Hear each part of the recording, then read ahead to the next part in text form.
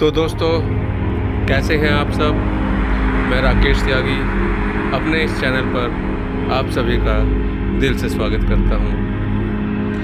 दोस्तों, कहानी का सही आनंद लेने के लिए हेडफोन का इस्तेमाल करेंगे तो ज़्यादा बेहतर होगा, क्योंकि उस पर आपको उसकी क्वालिटी पता लगेगी।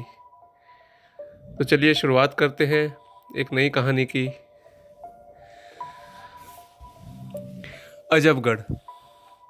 1000 साल पहले अजबगढ़ एक समय पर ये बहुत खुशहाल गांव हुआ करता था, जिसे देखने के लिए लोग दूर दूर से आते थे।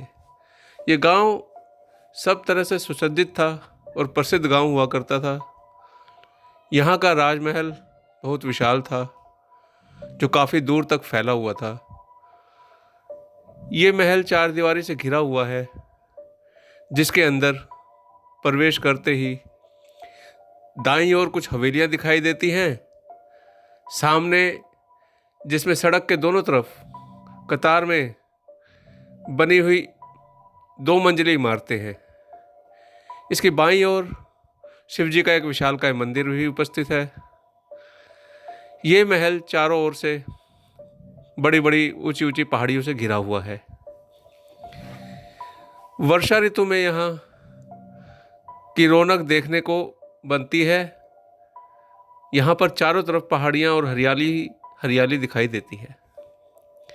बारिश के दिनों में बहुत ही सुंदर दृश्य यहाँ का होता है। यहाँ के गांव वाले भी बहुत खुश थे, लेकिन अचानक एक दिन कुछ ऐसा हुआ जिसकी वजह से हंसता खेलता गांव बर्बाद हो गया। एक श्राप ने गांव के उस विशाल महल को खंडर बना दिया,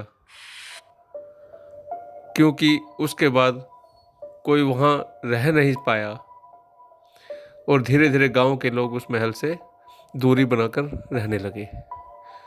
लोगों का मानना था कि वहाँ से डरावनी आवाज़ें सुनाई देती हैं और जो भी वहाँ जाता है वो लौटकर कभी वापस नहीं आ पाता।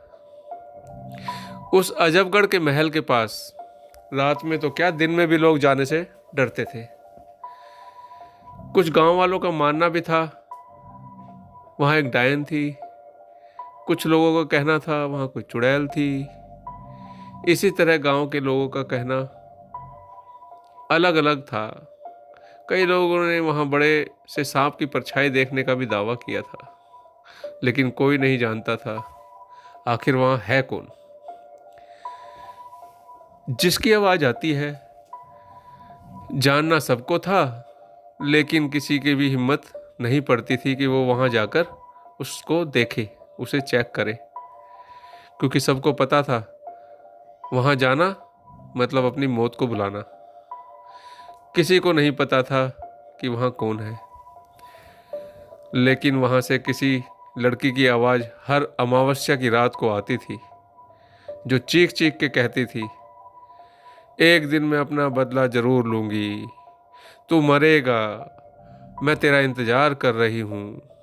ऐसी दिल दहला देने वाली आवाज़ जिसे सुनकर गांव के सभी लोग डर जाया करते थे।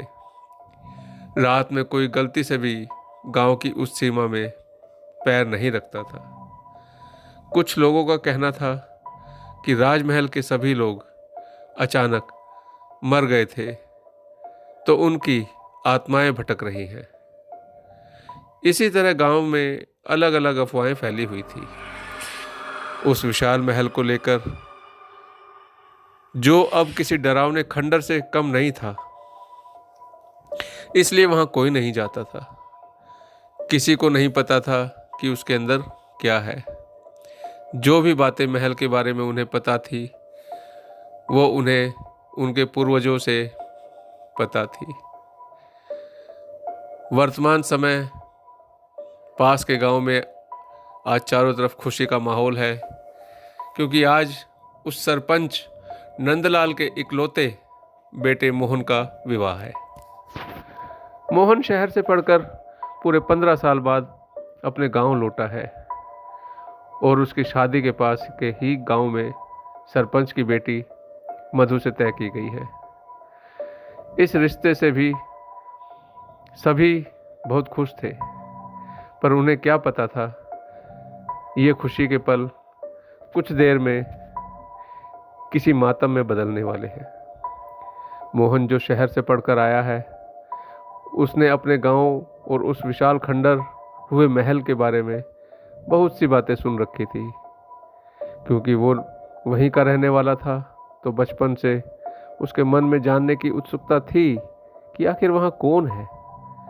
अब जब वो गांव वापस आ गया है, तो उसके मन में एक ख्याल आया, क्यों ना वहाँ जाकर देखा जाए। क्योंकि मोहन की शादी थी, तो उसके दो दोस्त भी उसकी शादी के लिए आए हुए थे और उन्होंने भी मोहन से कुछ बातें सुनी थी। और गांव आकर जब उन्होंने उस महल को दूर से देखा था, तो वो देखते रह गए। जब वो सब आए थे, तभी मोहन के घर वाले और उस गांव के कुछ लोगों ने उन्हें चेतावनी भी दी थी कि वो वहाँ ना जाएं। पर क्योंकि मोहन और उनके वो दो दोस्त शहर से जो आए थे, उन्हें विश्वास नहीं था। वैसे भी आजकल कहाँ कोई पुरानी बातें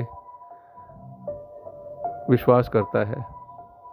आजकल तो इंसान साइंस का ज़माना मानता है ना, कि साइंस ही सब कुछ है। मोहन और उसके दोस्तों ने सोचा, क्यों ना वहाँ जाकर देखा जाए कौन है वहाँ। अभी तो सब काम में बिजी है और कोई ध्यान भी नहीं देगा। क्योंकि मोहन भी उत्सुक था, तो उसने भी मना किया। और शाम को जब सब शादी की तैयारी में बिजी थे, तब वो चुपके से उस महल की तरफ निकल गए। मोहन के दोस्तों ने महल को दूर से ही देखते देखते कहा, वाओ यार, ये कितना बड़ा है। ये उस जमाने में कितना सुंदर रहा होगा। उस महल के चारों तरफ बाउंड्री की गई थी और उसके बाहर उसके गेट के पास एक ताला लगा हुआ था, जिस पे लाल कपड़े से बांधा गया था और उस पे धागा लपेटा हुआ था। दरवाजे को चारों तरफ से चैन से भी बांधा गया था ताकि कोई अंदर न जा सके। उस पे काफ़ी सारी जंजीरें थी। तो उसके दोस्तों ने अपना सर पकड़ते हुए बोला, यार ये तो बड़ी मजबूती से बांधा हुआ है। ऐसे बांधा है जैसे पता नहीं कितना बड़ा खजाना छुपा रखा है इसमें। इस पे मोहन ने कहा, गांव वालों का ये कहना है ये मंत्रों से बांधा गया है, ताकि जो शक्ति अंदर है ना, वो बाहर ना आ सके। इसके बारे में मुझे ज़्यादा नहीं पता, पर कुछ सालों पहले किसी ने यहाँ जाने की हिम्मत की थी और वो कभी दोबारा बाहर नहीं आया।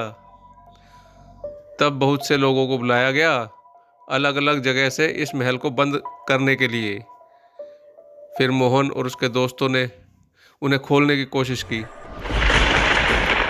पहले उन्होंने उस लाल कपड़े को खोला और उसे दूर फेंक दिया। फिर उनमें से एक ने पत्थर उठाया और उस ताले पे दे मारा। जब उन्होंने उस ताले पे पत्थर मारा, तो आसमान का रंग बदलने लगा और तेज हवाएं चलने लगी। आसमान में तेजी से बिजली की आवाज़ आने लगी, बिजली कड़कने लगी। ये सब देखते पहले तो तीनों लोग घबरा गए। फिर उन्होंने सोचा, मौसम ख़राब है शायद आज। फिर दोबारा वो ताले को तोड़ने लगे। वहीं दूसरी तरफ गांव में जब लोगों ने मौसम को ऐसे बदलते देखा, तो वहाँ के एक बूढ़े बाबा ने कहा, अनर्थ, कोई वहाँ गया है, ये अच्छा संकेत नहीं है। तभी सारे गांव वाले बाबा की बात सुनकर डर गए और सब एक दूसरे को देखने लगे। अजबगढ़ के आसपास सभी लोगों ने मौसम को ऐसे बदलते देखा, जिससे सबके गले सूखने लगे। जहाँ शादी की तैयारी हो रही थी, वहाँ भी सारे लोग एक दूसरे को हैरान होकर देख रहे थे। तभी मोहन की माँ चिल्लाते हुए बोली, सरपंच जी, हमारा बेटा और उसके दोस्त कहीं दिखाई नहीं दे रहे। कहीं वो तीनों वहीं तो नहीं गए? ये सुनकर सभी उनकी तरफ देखने लगे। सरपंच जी बोले, मशाले लाओ और मेरे साथ चलो। सारे गांव के आदमियों ने हाथों में मशाल ली और उस महल की तरफ निकल पड़े। दूसरी तरफ उन्होंने वो ताला खोला ही था कि उन्हें किसी की हिस्स की आवाज़ आई और साथ में एक आवाज़ जिसे सुनकर तीनों ही जम गए। तभी उन्होंने कुछ महसूस किया जैसे कोई उनके कानों में हिस्स कर रहा हो। तीनों ने अपना वहम समझकर उस ताले को दूर फेंक दिया। उसके ऊपर के जंजीरें हटाने लगे। जब उन्होंने उसे खोला तो उन्हें वहाँ कुछ दिखाई नहीं दिया, लेकिन एक और दरवाज़ा दिखा जिस पे भी उसकी तरह एक ताला लाल कपड़ों में बंधा हुआ था। ये देखकर तीनों एक साथ बोले, एक और ताला। तभी उन्हें महसूस किया जैसे उनके पीछे कोई है। किसी ने उन्हें जोर से वहाँ गिरा दिया, ऐसा उन्हें लगा। ये देख तीनों एक दूसरे को देखने लगे। तभी अचानक किसी ने उन्हें पकड़ लिया, मानो जैसे किसी ने कस के जकड़ लिया हो, जिससे उनकी सांसें फूलने लगी। वहीं दूसरी तरफ गांव वाले जल्दी जल्दी चलते हुए उसी तरफ आ रहे थे। आगे बढ़ते समय जो ताला उन तीनों ने फेंका था उसे देखकर सरपंच और गांव के लोग जल्दी जल्दी कदम बढ़ाने लगे। जब गांव वाले और सरपंच वहां पहुंचे तो वहां का नज़ारा देखकर सबके हाथ पांव के नीचे से जैसे ज़मीन ही खिसक गई हो। उन्होंने देखा वहां एक दरवाजे का ताला तोड़ दिया गया है और वहां एक लड़के की लाश पड़ी हुई है। सरपंच ने कहा, मेरा बेटा कहाँ है? जब उन्होंने आगे देखा तो एक और लाश, वो भी सरपंच का बेटा नहीं था। वो लोग चारों तरफ देखने लगे। उन्होंने देखा कि उनका मेन गेट अभी भी बंद था, जिसे देखकर गांव वालों को थोड़ी राहत मिली, लेकिन सरपंच का बेटा उन्हें अभी भी नहीं दिखा। तभी अचानक से उन्होंने गेट के ऊपर देखा जहां सरपंच का बेटा लटका हुआ था। ये देख सरपंच वहीं गिर गया। तभी अचानक गांव वालों को किसी के हिस्स करने की आवाज़ आई, जिससे सुन के सभी डर के कांपने लगे। तेज हवाओं के बीच गांव वालों ने सरपंच को उठाया और कहा, अभी हमें यहाँ से चलना चाहिए। अभी एक गेट खुला तो इतनी मौतें हो गई, क्या होगा जब इनका मेन गेट खुलेगा? भगवान ही जाने क्या कहर बरसेगा। गांव वालों ने सरपंच जी को संभाला और उनके बेटे और उसके दोस्तों को वहाँ से लेकर निकल पड़े। जानने से पहले बूढ़े बाबा जो उनके साथ आए थे पीछे मुड़कर देखा और मन ही मन सोचा, वो आने वाली है। बस इतनी सी थी ये कहानी। दोस्तों, आपको ये कहानी कैसी लगी कमेंट बॉक्स में ज़रूर बताएं। आपके सकारात्मक जवाब हमें और भी कहानियाँ सुनाने के लिए प्रोत्साहित करेंगे।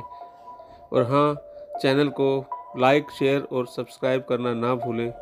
नमस्कार।